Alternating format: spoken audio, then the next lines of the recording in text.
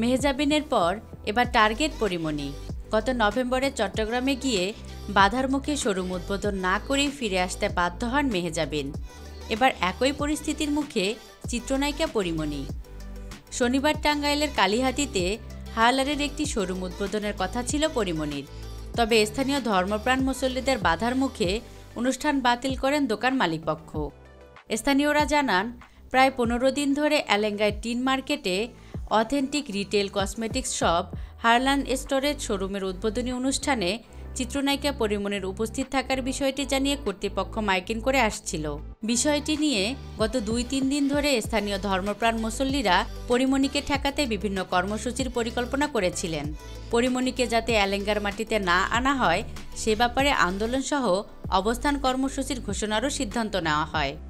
এক পর্যায়ে শোরুম কর্তৃপক্ষ বিভিন্ন চাপের মুখে উদ্বোধনী অনুষ্ঠানটি স্থগিত করতে বাধ্য হয়।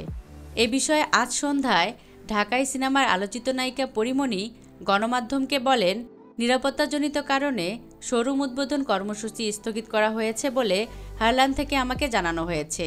এর বেশি কিছু আমি জানি না।